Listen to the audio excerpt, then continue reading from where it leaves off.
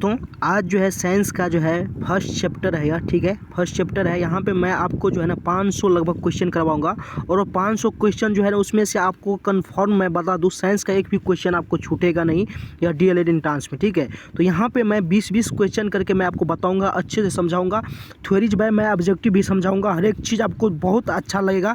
आप पूरा वीडियो देखिए, आपको बहुत मज़ा आने वाला है इसमें। और मैं आपको बता दूँ जितना क्वेश्चन मैं कवर करवा दूँगा ना, आप कोई भी बुक उठा लीजिएगा डीएलएड का प्रीवियस जितना भी क्वेश्चन होगा ना आप उठा लीजिएगा, आपका हर एक क्वेश्चन आपको जो है क्लियर हो जाएंगे, ठीक है। तो मैं यहाँ पे आपको बिना टाइम इन्वेस्ट किए हर एक चीज़ मैं स्टेप बाय स्टेप क्लियर कराऊंगा, ठीक है। और मैं आपको बता दूँ यदि आप जो है ना आपको एक प्ले लिस्ट मिल जाएगा, प्ले लिस्ट में जाके आपको मैथ का, साइंस का, सोशल साइंस का हर एक चैप्टर वाइज मैं यहाँ पे बताने वाला हूँ। आपको हर एक चीज़ आपको जो है क्लियर करवाऊँगा, जिससे आपको कोई दिक्कत नहीं होने वाला, ठीक है।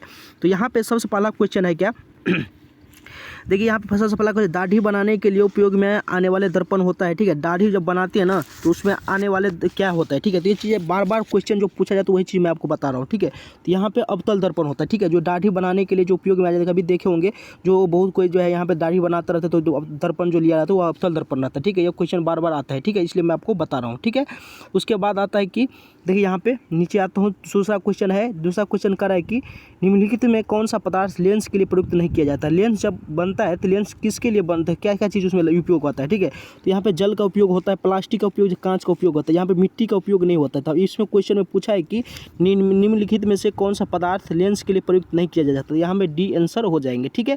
ये आपको दिमाग में रखना है। हो सकता है आपको क्वेश्चन कभी कोई ऐसा भी पूछ दे जो कौन सा पदार्थ लेंस के लिए प्रयुक्त किया जाता है, तो यहाँ पे जल का ऑप्शन दे देगा, उसके बाद मिट्टी दे देगा और अदर दे देगा, ठीक है। तो यहाँ पे जल को आपको जो है सेलेक्ट करना है, ठीक है। तो यहाँ पे जो ऑप्शन अब जो है कोड है कि कौन सा प्रयुक्त नहीं है, ठीक है, प्रयुक्त नहीं किया जा सकता, तो यहाँ पे डी हो जाएगा, ओके। तो अब तीसरा नंबर क्वेश्चन कर रहा है कि निर्गत किरण तथा अभिलंब के बीच, ठीक है, निर्गत किरण तथा अभिलंब के बीच के कोण को कहते हैं, ठीक है। देखिए एक चीज़ आपको ध्यान रखना है, जैसे ये दो है, ठीक है, यहाँ पे ये जो है ना आवर्त है, आवर्त किरण आ रहा है, ठीक है।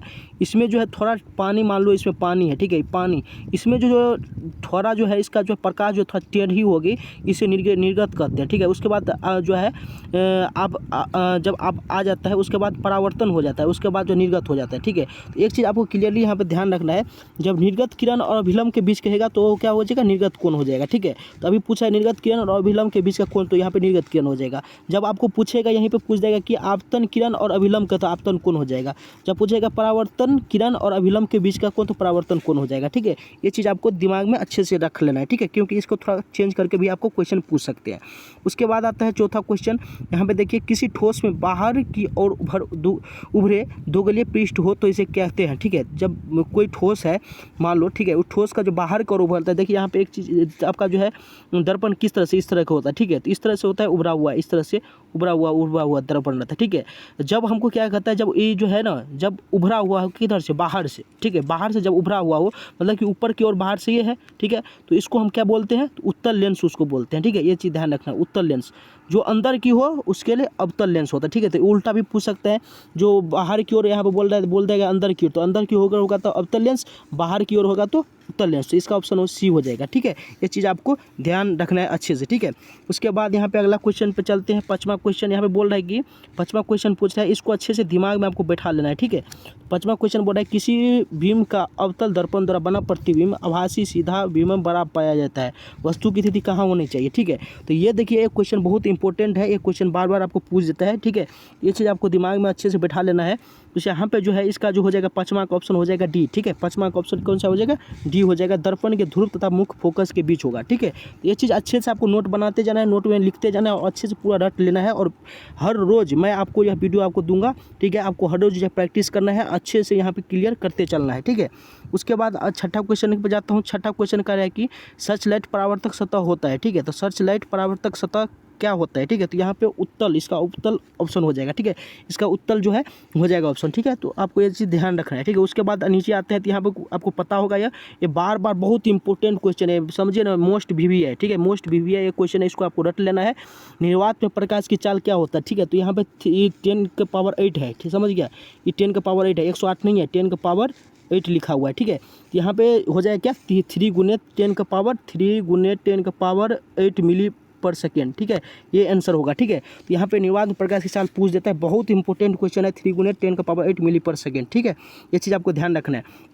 उसके बाद 8वां क्वेश्चन, ये भी बहुत इंपॉर्टेंट है, ठीक है, ये भी आपको ध्यान रखना है। यहाँ पे बोल रहा है कि परावर्तन के नियम, ठीक है। तो सबसे पहले आपको एक चीज़ ध्यान रखना है, आपको यहाँ पे पूछ देंगे सबसे पहले परावर्तन के कितने नियम होते हैं, तो आपको ध्यान रखना है 2। अपवर्तन के कितने नियम होते हैं, अपवर्तन का भी 2 होता है, ठीक है। एक चीज़ दिमाग में आपको रखना है। अब कौन कौन सा नियम होता है, तो सबसे पहला देखिए मैं आपको यहाँ पर क्लियरली अच्छे से समझाने का प्रयास करता हूँ, ठीक है। देखिए यहाँ पे एक चीज़ मैं बता दूँ, देखिए मान लीजिए ये दर्पण है, ठीक है, ये दर्पण है, यहाँ पे प्रकाश आ रहा है, इधर से आएगा इधर से जाएगा, ठीक है, इधर से प्रकाश आता है इधर से निकलता है। तो ये आपतन कोण, ये परावर्तन कोण, तो आपतन कोण और परावर्तन कोण कौन होता है, बराबर होता है, ठीक है। और यह जो है एक ही तल में होते हैं, ठीक है। एक ऑप्शन ये भी दे देंगे आपको, ठीक है। ये मतलब फर्स्ट नियम होता है जो एक ही तल में आपतन कोण और परावर्तन कोण, ठीक है, दोनों एक ही तल में होते हैं और दोनों बराबर होता है, ये चीज़ आपको ध्यान रखना है, ठीक है। तो परावर्तन के कितने नियम होते हैं, 2 नियम होता है। इसका ऑप्शन ए हो जाएगा, आपतन कोण और परावर्तन कोण दोनों बराबर होता है, ठीक है। उसके बाद 9वां क्वेश्चन पे आते हैं। 9वां क्वेश्चन बोल रहा है कि हजामत के लिए किस दर्पण को, जैसे कि पहले मैं बताया, ठीक है, कि जो है दाढ़ी बनाते तो कि किस दर्पण का उपयोग करते हैं, तो अवतल दर्पण का। तो यहाँ पे हजामत के लिए अवतल दर्पण का उपयोग करेंगे, ठीक है, ये चीज़ ध्यान रखना है। उसके बाद आता है 10वां क्वेश्चन, प्रकाश किरणें गमन करती है, प्रकाश किरण हमेशा सीधी रेखा में गमन करती है, एक चीज़ आपको अच्छे से ध्यान रखना है, ठीक है। प्रकाश किरण हमेशा सीधी रेखा में गमन करती है। उसके बाद आता है 11 नंबर क्वेश्चन, लेंस में मुख्य फोकस की संख्या कितनी होती है, लेंस में मुख्य फोकस की संख्या 2 होती है, ये चीज़ आपको ध्यान रखना है, याद कर लेना है, ठीक है। उसके बाद आता है 12वां क्वेश्चन, यहाँ पे कह रहा है कि किसी माध्यम से अपवर्तनांक का मान होता है sin I बटा sin R, ठीक है, ये हो जाएगा ए ऑप्शन हो जाएगा इसका, ठीक है। उसके बाद आता है 13 क्वेश्चन, 13 को मैं पूछ रहा है कि प्रकाश के अपवर्तन कितने, जैसे कि मैं आपको पहले ऊपर में बता दिया था, प्रकाश के अपवर्तन और परावर्तन दोनों का 2 नियम होता है, ये चीज़ आपको दिमाग में बैठा लेना अच्छे से, ठीक है।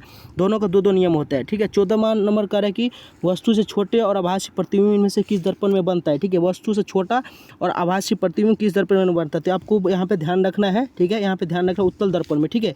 ये चीज़ आपको अच्छे से याद कर लेना, रट लेना है, ठीक है, यहाँ पे, ठीक है। यहाँ पे कितना नंबर था, 14 नंबर, ठीक है। ये चीज़ अच्छे से आपको ध्यान में रख लेना है, ठीक है। 14 नंबर था यहाँ पे उत्तल दर्पण, ठीक है, ये चीज़ अच्छे से ध्यान रखना है। 15 नंबर क्वेश्चन कर रहा है, उत्तल दर्पण में किस प्रकार का प्रतिबिंब बनता है, ठीक है, उत्तल दर्पण में किस प्रकार का प्रतिबिंब बनता है, ये 15 नंबर क्वेश्चन बोल रहा है, ठीक है। तो यहाँ पे देखिए यह जो है आभासी प्रतिबिंब बनाता है, ठीक है, उत्तल दर्पण में आभासी प्रतिबिंब बनाता है, ठीक है। उसके बाद यहाँ पे समतल दर्पण द्वारा क्या बनते हैं, ठीक है, समतल दर्पण द्वारा हमेशा आभासी प्रतिबिंब बनता है, ये चीज़ आपको पूरा दिमाग में बैठा लेना है, ये बहुत इंपॉर्टेंट मोस्ट भी है, इसको मैं मानता हूँ, ठीक है। ये कुछ क्वेश्चन आएगा ही आएगा, ठीक है, तो इसे अच्छे से ध्यान रख कर लेना है, ठीक है। उसके बाद आता है 17 नंबर, वस्तु से छोटा प्रतिबिंब बनाता है, वस्तु से छोटा प्रतिबिंब कौन सा बनाता है, ठीक है। आप कभी जो है साइड मिरर, जब आप बाइक चलाते होंगे तो साइड मिरर देखते होंगे, साइड में जो आप पीछे का देखते हैं वो कौन सा उसमें जो है दर्पण लगा रहता है, ठीक है। शायद आपको पता भी हो, नहीं पता होगा तो मैं आपको बता दूँ। यहाँ पे देखिए वस्तु से छोटा प्रतिबिंब हमेशा उत्तल दर्पण बनाता है, लेकिन यदि आपको दोनों ऑप्शन दिया रहे, ए और बी दोनों दिया रहे, तो तब आपको है ये अवतल दर्पण उत्तल दर्पण सेलेक्ट करना है, दोनों है। मान लीजिए आपको ऑप्शन में अवतल दर्पण उत्तल दर्पण दिया है, तो आपको उत्तल दर्पण सेलेक्ट करना है। जब आपको ऑप्शन में दे देगा कि ए और बी दोनों, तब आपको जो है डी सेलेक्ट करना है, मतलब कि दोनों होता है, ठीक है, ये चीज़ आपको ध्यान रखना है। उसके बाद यहाँ पर कह रहा है प्रकाश क्या है, प्रकाश क्या है, ठीक है, प्रकाश जो आंखों को प्रवाहित करने वाला ऊर्जा है, ठीक है, ये चीज़ ध्यान रखना, अच्छे से याद करना। 19 नंबर क्वेश्चन कर रहा है, देखिए यहाँ पे 19 नंबर क्वेश्चन कर रहा है, जिस दर्पण में प्रतिबिंब सीधा और आकार से में वस्तु के बराबर हो तो वो दर्पण है, ठीक है। अब ये चीज़ ध्यान रखना, कोई भी ऐसा दर्पण देखे होंगे जो जिसके सामने आप खड़े होंगे, जैसे आपका शकल होगा उतना ही बड़ा आपका शकल दिखेगा, ठीक है, तो कैसा दर्पण होता है, वो समतल दर्पण होता है, ठीक है, ये चीज़ ध्यान रखना है। उसके बाद 20वां नंबर क्वेश्चन करा है कि एक गोलीय दर्पण की वक्रता त्रिज्या 40 सेंटीमीटर है, तो इसकी फोकस दूरी क्या होगा, ठीक है। एक चीज़ आपको ध्यान रखना है, यब बराबर होता है फार्मूला R/2, तो यब क्या है, फोकस दूरी है, आर क्या है, त्रिज्या है, ठीक है। तो यहाँ पे हमको फोकस दूरी पूछ रहा है, तो फोकस दूरी आर कितना है, 40/2 कितना हो जाएगा, 20 सेंटीमीटर, ठीक है, 20 सेंटीमीटर इसका आंसर हो जाएगा। इस टाइप का क्वेश्चन आपको पूछता है, ठीक है। मैं आपको बता दूं, मैं यहाँ पे हर एक रोज़ आपको वीडियो दूंगा और हर एक ऑब्जेक्टिव दूंगा, उतना मोस्ट भी ऑब्जेक्टिव सब दूंगा। और आपको क्या करना है, पहले हमको चैनल को सब्सक्राइब कर लेना, थोड़ा हमको जो है सपोर्ट करना है, जिससे कि हमको थोड़ा मोटिवेट मिले। और मैं आप सबको मैं गारंटी लेता हूँ, आपको जो यहाँ पे जो है अच्छा नंबर दिलवा कर 120 नंबर का क्वेश्चन पूछता है, उसमें से मैं आपको 120 का 20 दिलवाने का प्रयास करूँगा, ठीक है। थैंक्स।